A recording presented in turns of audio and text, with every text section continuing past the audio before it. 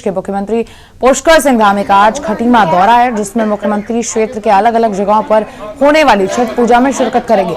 भाजपा कार्यकर्ताओं ने बताया कि खटीमा में मुख्यमंत्री पूर्वांचल समाज का सबसे बड़ा त्योहार छठ पर्व पर ग्राम बंदिया, नौसर, मेलघाट और खटीमा नगर में होने वाले कार्यक्रम में पहुंचेंगे, जिसको लेकर सभी तैयारियां कर ली गई हैं और क्षेत्र के लोगों में मुख्यमंत्री के आगमन को लेकर उत्साह है। आज प्रदेश के यशस्वी मुख्यमंत्री माननीय पुष्कर सिंह धामी जी अपने खटीमा विधानसभा क्षेत्र के अंदर विभिन्न छठ पूजा स्थलों का जो है आएंगे, छठ पूजा में सम्मिलित होंगे। वो जो है नौसर, बरी, ये अमाऊं, उसके बाद कल प्रातः मेलाघाट और 22 पुल में जो है कार्यक्रम को में सम्मिलित होंगे। उसी तैयारी को लेकर भारतीय जनता पार्टी के कार्यकर्ता हर स्थान पर जाकर व्यवस्था का जायजा ले रहे हैं और तैयारी देख रहे हैं। खबर खटीमा से, जहां उत्तराखंड राज्य का 21वां स्थापना दिवस पर उत्तराखंड की जुनूनी सीमांत क्षेत्र खटीमा में राज्य आंदोलनकारियों और क्षेत्र के लोगों ने शहीद स्थल पर पूर्व संध्या पर कार्यक्रम कर शहीदों को श्रद्धांजलि देकर बनाया। वहीं उत्तराखंड आंदोलन के दौरान हुए शहीदों के चित्रों और स्मारक पर दीप प्रज्वलित किए गए। कार्यक्रम के दौरान राज्य के मुख्यमंत्री पुष्कर सिंह धामी ने दूरभाष के माध्यम से क्षेत्र के आंदोलनकारियों को भी संबोधित कर सपनों का राज्य बनाने की बात कही। तो मैं सीधा उसी पे आता हूँ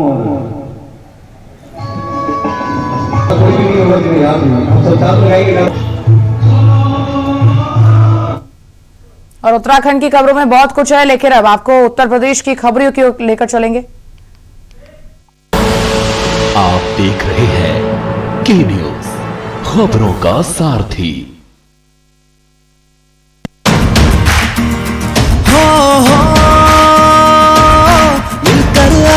आगे बढ़ेंगे, नेतृत्व की जिनमें क्षमता है, इतिहास वही लिखते हैं। जन जन की आंखों में वो उम्मीद को रोशन करते हैं। सबको साथ लेकर चलना धामी सरकार का मकसद है, धामी सरकार का मकसद है। शिक्षा, स्वास्थ्य, रोजगार पर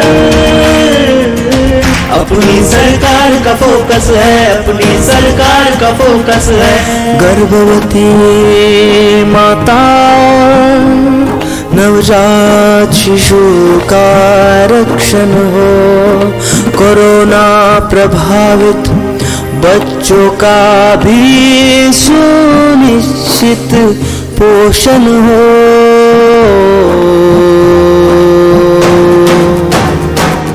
रोजगार भरपूर मिले, कौशल विकास का द्वार खुले, समृद्ध किसान की आय बढ़े, चहुमुखी विकास पहाड़ चढ़े, पहाड़ चढ़े। संकल्प लिया है, सिद्ध करेंगे, मिलकर हम आगे बढ़ेंगे, मिलकर अब आगे बढ़ेंगे, मिलकर अब आगे बढ़ेंगे, मिलकर अब आगे बढ़ेंगे, मिलकर अब आगे बढ़ेंगे। भारत माता की। उत्तराखंड में सुशासन की पहचान बन चुकी है धामी सरकार। सबका साथ, सबका विकास, सबका विश्वास, सबका प्रयास। आप देख रहे हैं के न्यूज, खबरों का सारथी। ब्रेक के बाद आपका स्वागत और फिर से एक बार खबर उत्तराखंड की ओर रुख करेंगे, जहां लक्सर के गोवर्धनपुर और आसपास के कई गांवों के लोगों ने तहसील पहुंचकर एसडीएम से मुलाकात की। उन्होंने एसडीएम से मांग की कि लक्सर नगर में चल रही सब्जी की थोक मंडी को वापस गोवर्धनपुर में शिफ्ट किया जाए। एसडीएम ने मंडी सचिव से बात कर कार्रवाई का भरोसा देकर ग्रामीणों को वापस लौटाया। आपको बता दें कि गोवर्धनपुर क्षेत्र के सुनील कुमार, प्रदीप चौधरी, वीरेंद्र सिंह सहित काफी लोग लक्सर तहसील मुख्यालय पहुंचे और एसडीएम वैभव गुप्ता से मुलाकात की। उन्होंने बताया कि लक्सर नगर में दशकों से पहले से सुबह के समय सब्जी का थोक बाजार लगता है। उन्होंने सब्जी बाजार वापस गोवर्धनपुर शिफ्ट करने की मांग करते हुए चेतावनी दी है कि अगर मांग नहीं मानी गई तो अनशन करने को वो लोग मजबूर होंगे। मामला कि इन्होंने एक मंडी बनाई है गोवर्धनपुर में, उप मंडी, उसे वहां से ना चला के लक्सर में जो संचालन करा रहे हैं, जो बिल्कुल गलत है और हम चलने नहीं देंगे। हमारा मानना है किसान गोवर्धनपुर में आ रहा है, गोवर्धनपुर मंडी चलनी चाहिए, चाहे हमें धरना प्रदर्शन करना है वो करेंगे हम। और हमें जो चलाना है सिर्फ गोवर्धनपुर मंडी है तो मंडी वहीं चलाए। वहां करोड़ों रुपए क्यों लगाए सरकार ने, किस मतलब लगाए, या फिर यहाँ शहर में लक्ष्य में लगाते हैं, यहाँ मंडी वाले कोई आपत्ति नहीं थी। प्रतिनिधिमंडल द्वारा कहा गया है कि कुछ जो व्यापारी हैं वो उनको गोवर्धनपुर मंडी में का लाइसेंस प्राप्त है, परंतु वो लक्सर क्षेत्र में बैठ रहे हैं। तो इस संबंध में उनको पहले नोटिस दिए जा चुके हैं और उसकी जो उनके द्वारा जो जवाब अभी तक दिया नहीं गया है, तो संतोषजनक जवाब यदि नहीं दिया जाता नियत समय में, तो उनके जो लाइसेंस है उसको निरस्त करने की कार्रवाई मतलब प्रगति में है।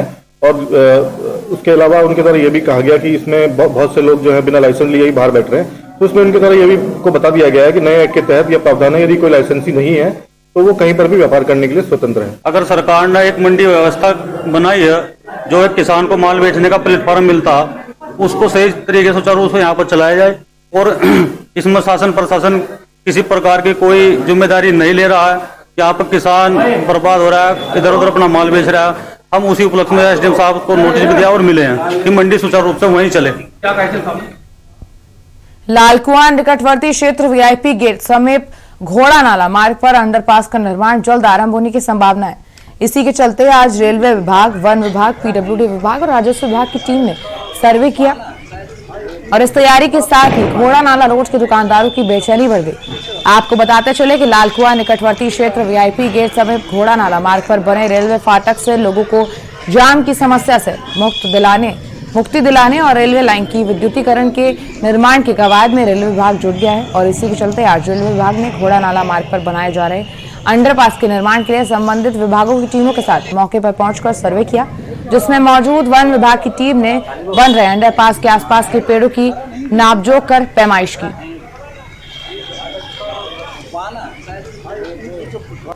ये जहाँ पर हम लोग मौके पर खड़े हैं, यहाँ पर रेलवे का फाटक है, तो रेलवे को क्योंकि यहाँ पर रेलवे फाटक पर क्रॉसिंग होती है, पब्लिक की सुविधा के लिए यहाँ अंडरपास रेलवे द्वारा प्रस्तावित है। उस अंडरपास के संरेखण में जितने भी पेड़ आ रहे हैं, चाहे वो वन विभाग के हों चाहे रेलवे डिपार्टमेंट के हो, उनकी आज रेलवे के संग और पीडब्ल्यूडी तथा राजस्व विभाग के संग उसका निरीक्षण हुआ है। प्राथमिक तौर पर एक गिनती की जा रही है कि उस संरेखण में कितने पेड़ आ रहे हैं। आज का संरक्षण का उद्देश्य यही है। खबर रुड़की से है, जहां नगर निगम में निगम के पार्षदों ने वेंडिंग जोन को लेकर जबरदस्त बवाल किया। इस बवाल में अपने आप को वेंडरों का प्रदेश अध्यक्ष बताने वाले संजय चोपड़ा पार्षद के हाथों पिटने से बाल बाल बच गए।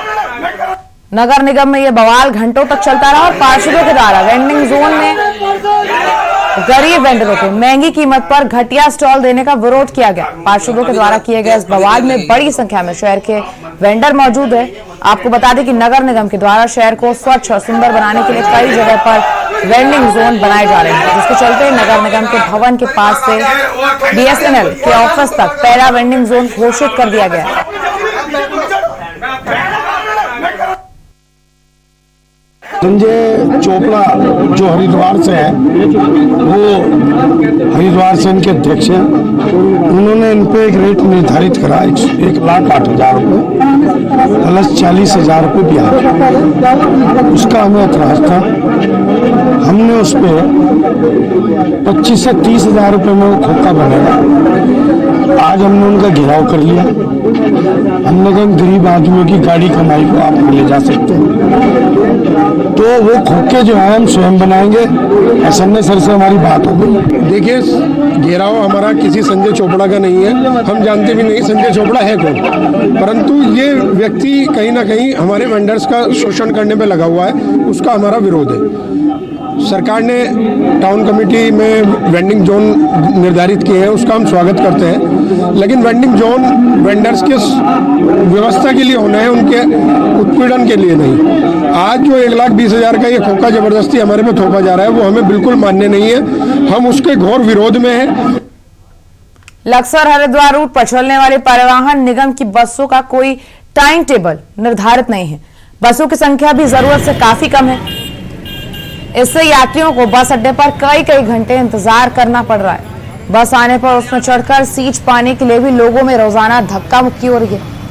लक्सर हरिद्वार रूट पर प्राइवेट मेटाडोर वाहनों के साथ ही परिवहन निगम ने भी JNN URM की बसें चला रखी हैं। मेटाडोर के मुकाबले ज्यादा सुविधाजनक होने के कारण लोग सरकारी बसों को ही प्राथमिकता देते हैं, पर इन बसों का कोई टाइम टेबल निर्धारित नहीं है, साथ ही इनकी संख्या भी जरूरत से कम है। घंटे से इंतजार कर रहे हैं। ये पता लगा कि 8:30 बजे बस गई है, उसके बाद कोई बस नहीं गई है और ज़्यादा करके परेशान कर रहे हैं। जो हम 65 साल वाले हैं उनके लिए बस नहीं आ रही है और मेटाडोर जो है भर भर के जा रही हैं और मेटाडोर पे इसलिए नहीं बैठते कि मेटाडोर शंकर आश्रम पे रखते, रोडवेज हमने जाना। कोई इनका टाइम टेबल नहीं है, बसें सवारी इतनी मिलती है। अगर बस वाला वहाँ जाके कहते हैं तो सवारी कहते हैं सवारी नहीं मिलती। वहाँ भी जाके हमने उनको कहा कि तुम टाइम टेबल लगाओ, सवारी खड़ी होती है, बस तुम्हारी पहुँचती नहीं। बस थोड़े इंतजार करेगी, सवारी इंतजार नहीं करने किसी की। अब मेटाडोर भर के जा रही हैं, टेम्पू भर के जा रहे हैं, उनको नहीं सवारी मिल रही है। और यहाँ रुकेंगे एक छोटे से ब्रेक के लिए, फौरन लौट रहे हैं। आप देख रहे हैं के न्यूज, खबरों का सारथी। सदियों से सुनते आए हैं, बेटे बड़े होके अच्छी सी नौकरी करना, अच्छी सी नौकरी करना।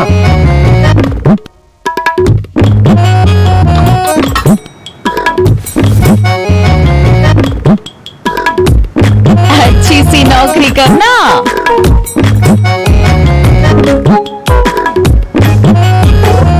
अच्छी सी नौकरी करना।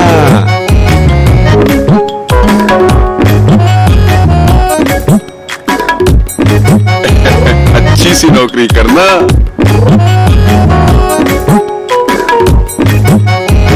अच्छी सी नौकरी करना।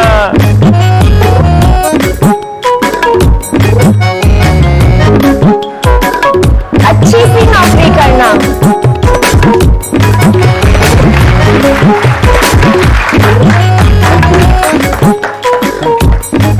अच्छी सी नौकरी करना।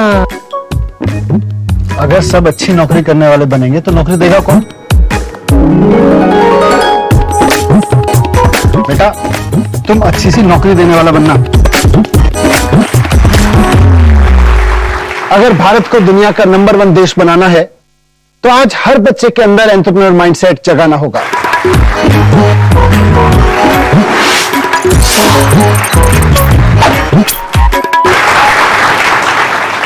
बिजनेस ब्लास्टर्स हमारी एक पहल है जो बच्चों को सिखा रही है कि उन्हें नौकरी ढूंढने वाला नहीं, नौकरी देने वाला बनना है।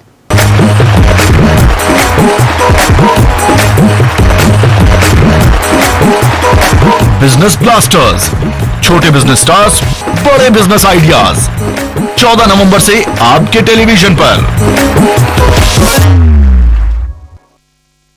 खुदी को आजमाया है तो ये अंदाज आया है, खुदी को आजमाया है तो ये अंदाज आया है।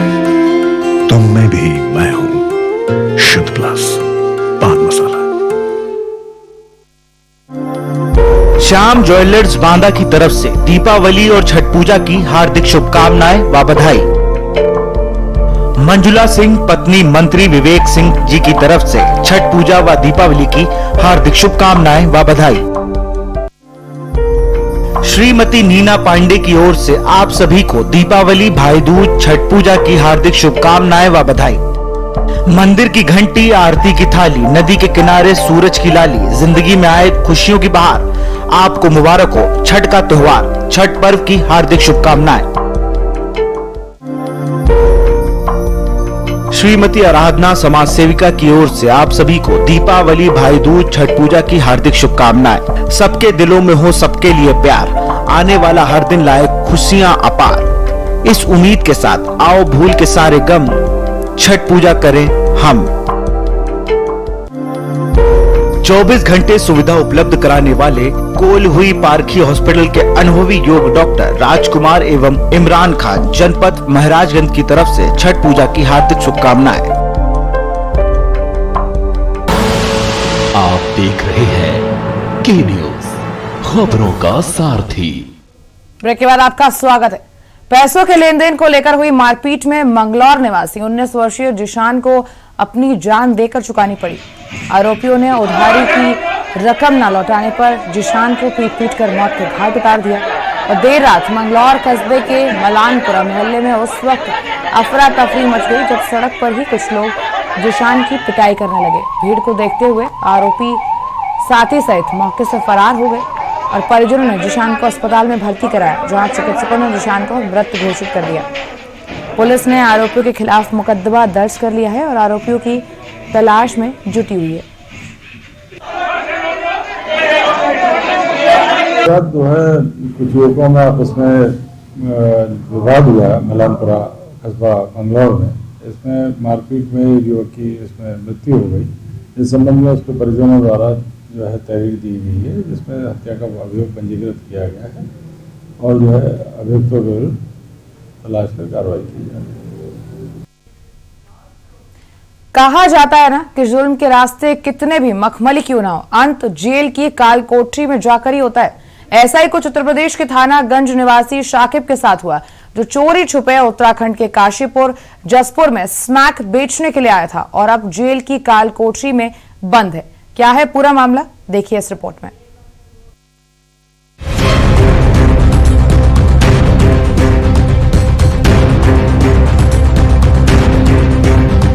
काशीपुर की सड़कों पर इन दिनों नशा करते हुए युवा खुलेआम दिख जाएंगे। लगातार नशा उत्तराखंड के युवाओं को अपने आगोश में लेता हुआ दिखाई दे रहा है। उत्तराखंड की शांत वादियों में जहर घोलकर नशे कारोबारियों का कारोबार फल फूल रहा है। दूसरे प्रदेश से आकर उत्तराखंड की शांत वादियों में जहर घोलने वालों के खिलाफ प्रदेश के पुलिस मुखिया द्वारा नशे के विरुद्ध चलाए जा रहे ऑपरेशन क्रैकडाउन के तहत नशे का अवैध कारोबार करने वालों पर नकेल कसने को जिले के लगातार अभियान चलाया जा रहा है।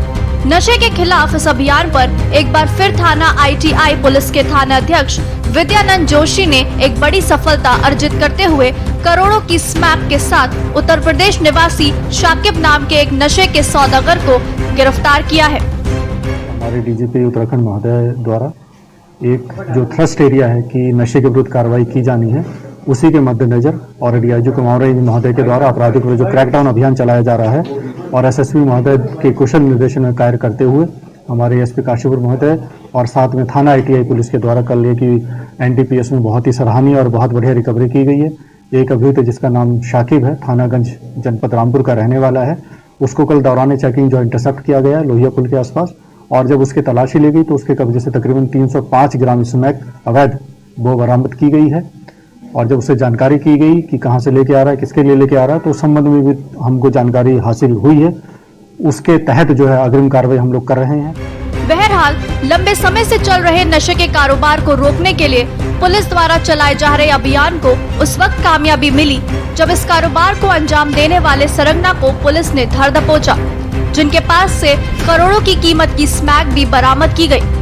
वहीं देखना होगा कि दोनों सरगनाओं से पुलिस कितना कुछ उगलवाती है और किस रणनीति से पूरे नेटवर्क को ब्रेक कर नशे के कारोबार को रोकने में सफल हो पाती है। काशीपुर से K न्यूज़ इंडिया के लिए अजहर मलिक की रिपोर्ट। और फिलहाल इस बुलेटिन में मेरे साथ इतना ही। आगे आप देखेंगे हमारी खास पेशकश रणभेरी 2022। अब लेंगे आपसे इजाजत, नमस्कार।